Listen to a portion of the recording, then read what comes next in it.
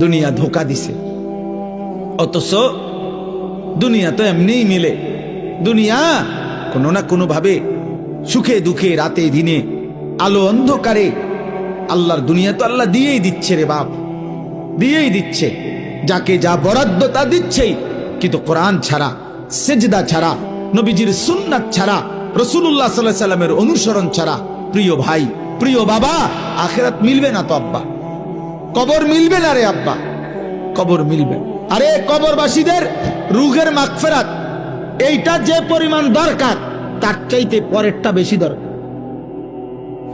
কবরবাসী তো আর আজ যদি 100 বছরও কোনো কবরস্থানে কোনো কবরবাসী হয়, গত 100 বছর ধরে যিনি মাটির নিচে পড়ে আছে উনি আরো 1000 বছরও তো চিৎকার করিলে আর কোনোদিন সেজদা দিতে পারবে না।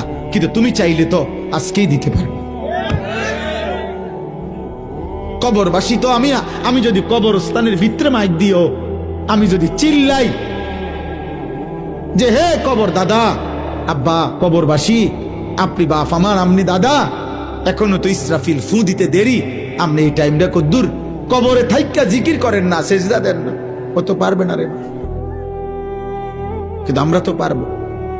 আমাদের তো সুযোগ ছিল, আমাদের সুযোগ ছিল।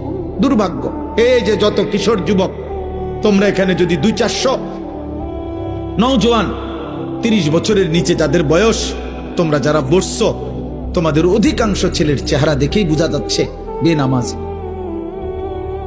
যদি তোমার বিশ্বাস না হয় আমি দাঁড় করাই, তোমরা যদি বলো বেনামাজি অসভ্য, বেনামাজি গাদ্দার, বেনামাজি বেয়াদব, চূড়ান্ত বেয়াদব, আসমানের নিচে জমিনের উপরে বেনামাজি যার কপালে সেজদা নাই তার চাইতে বড় বেয়াদব আর কেউ হইতে পারে। ওই চূড়ান্ত বেয়াদব, ওই গাদ্দার, ও অহংকারী, মুতাকাব্বির, অহংকারী, অহংকার, অহংকার।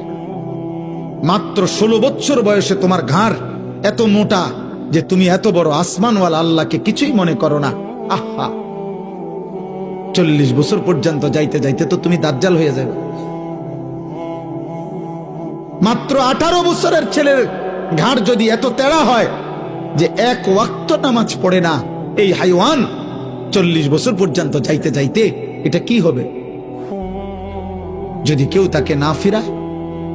আমি তো এই জন্যই বলি দুনিয়া তো ভোগ করতে পারবে, দুনিয়া তো আবারও বলছি জন্তু জানোয়ারও ভোগ করে। একটা কুকুরও তো খায়, ঘুমায়, পেশাব পায়খানা করে।